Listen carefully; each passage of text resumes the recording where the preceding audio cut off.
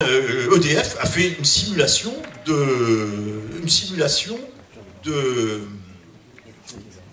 d'accident et donc le maire de Monsieur Pizot, le maire de Saint-Paul, m'a répondu oui, mais EDF a fait une étude.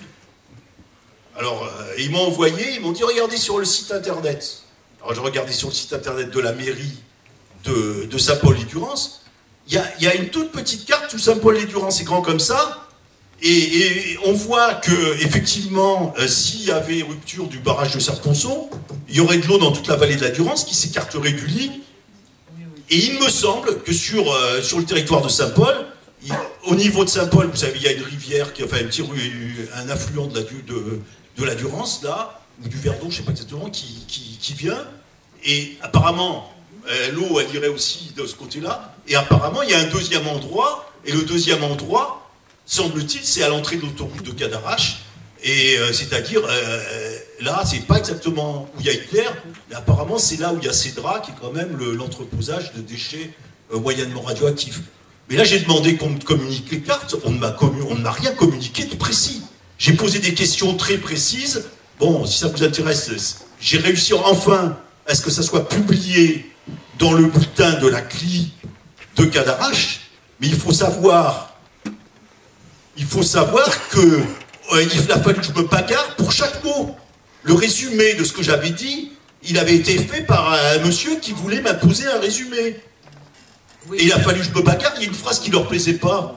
Après je termine. Je termine juste sur cette phrase, je conclurai là-dessus. Il y a cette phrase qui avait été écrite. Tant qu'un audit suivi d'un débat n'aura pas été réalisé, le comité de défense de l'environnement de Jouques-et-Pérol demande un moratoire sur les nouvelles constructions en cours de réalisation ou projetées, car dorénavant, les populations n'accepteront plus la poursuite de cette course en avant du nucléaire sans avoir un maximum de garanties sur la sécurité et sans une démarche plus démocratique.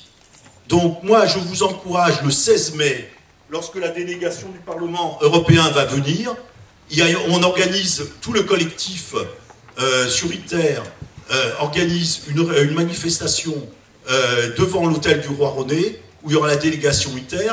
Là, il faut qu'on crée, par le Internet, on peut arriver à ce que pour une fois, on soit pas une poignée à montrer quand même qu'il y a d'autres solutions que de mettre tous ces œufs dans une recherche dont on nous a bien dit qu'elle n'est pas forcément très dangereuse. Il ne faut pas non plus dire que c'est ultra dangereux, hein, mais au moins on sait que c'est, enfin en tout cas, c'est très incertain, quoi.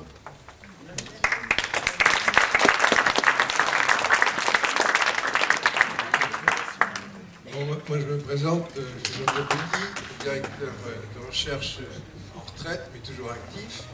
Je voudrais faire des remarques un peu dans le style de ce qu'a fait mon confrère chercheur. Lorsque, justement, on est face à des gens d'ITER, ça m'est arrivé dans des réunions, justement, où ils venaient présenter leur projet. C'est relativement facile de les mettre en perdition, figurez-vous. Parce que ce projet a des défauts majeurs. Par exemple, il y a un aimant supraconducteur et tout à l'heure, mon collègue a expliqué que lorsqu'il y a un défaut dans cet aimant supraconducteur, on arrive à une véritable explosion. Il y a une énergie considérable dans le truc.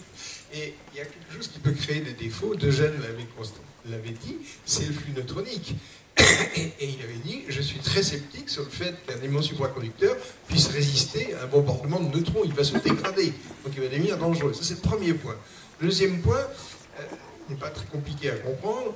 Vous avez donc un tor dans lequel il y a un plasma à 100-150 millions de degrés, et ces atomes, ces atomes d'hydrogène se rangent les uns dans les autres, et ils ont des vitesses d'agitation thermique très très grandes, et ces vitesses d'agitation thermique, il n'y en a pas une seule, il y a une courbe de Gauss comme ceci, avec une valeur moyenne, et puis il y a des atomes plus lents, puis des atomes plus rapides. Et les atomes plus rapides, eh bien, ils passent la barrière magnétique. Et comme ils passent la barrière magnétique, ils vont arracher les atomes de cette fameuse paroi, ce qu'on appelle le first wall, le premier mur. Ils vont arracher les atomes de cette paroi. Ces atomes immédiatement vont s'ioniser, ils vont se prendre 14, 15, 18 charges électriques, et ils vont venir polluer le plasma. Bon, ben, ils vont venir polluer le plasma. On pense par exemple à du tungstène, qui est un matériau qui... Vous savez, le tungstène, c'est les filaments des lampes à l'incandescence, ça tient à 3000 degrés, donc... les gens pensent à une paroi de ce genre-là, on arrive à tenir une telle température. Mais quand le tungstène est ionisé, ben, il a la propriété de refroidir le plasma. Comment est-ce qu'il le refroidit?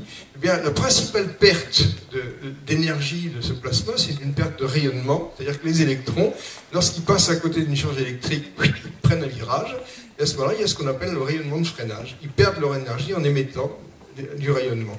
Et ce rayonnement, il varie comme le carré de la charge électrique. C'est-à-dire que si vous avez des ions lourds qui sont dans ce plasma, ça va être une perte de chaleur considérable.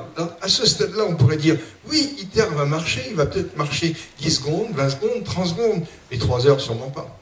Donc si vous regardez maintenant dans les dessins d'ITER, vous les trouverez partout dans les revues et dans Internet, vous remarquez une chose, c'est assez curieux, c'est un tore, mais en bas, il y a 2 espèces de rigoles. Hein.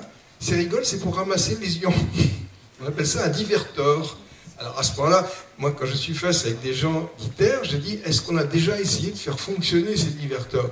Ah non, ah non. Donc autrement dit, voilà un aléa supplémentaire. On pourrait dire, est-ce que des gens ont essayé de voir si des aimants supraconducteurs résistaient à un intense bombardement de neutrons? Ah non, on n'a pas essayé.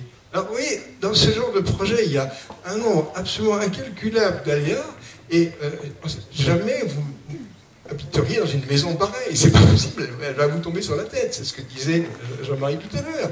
Donc là, vous avez ces défauts, et quand on pose ces questions aux gens d'ITER, vous savez ce qu'on obtient comme réponse? Bien, on obtient une réponse qui est, c'est une bonne question.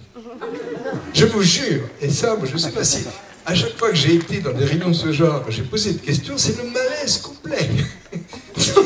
Et si par hasard j'ai l'occasion d'être là le 16 et 17, je les reposerai pareil. Ça fait très mauvais effet quand même, vous voyez. C'est-à-dire que dire, par exemple, premièrement, s'il faut changer l'élément supraconducteur tous les 15 jours, ça coûterait cher. Et également, il peut aussi acquérir des défauts, il peut exploser. Je me rappelle, il y a 20 ou 30 ans, en Amérique, à Livermore, j'étais avec un chercheur qui s'appelait Fowler, et à l'époque, il y avait une machine énorme, c'était le plus grand aimant supraconducteur du monde. Et je disais, mais il y a une énergie considérable là-dedans. Et tout d'un coup, si ça cessait d'être supraconducteur, ça exploserait. Il m'a fait cette remarque merveilleuse. Il m'a dit, vous savez, en science, souvent, c'est plus une question de courage que d'intelligence. Voilà.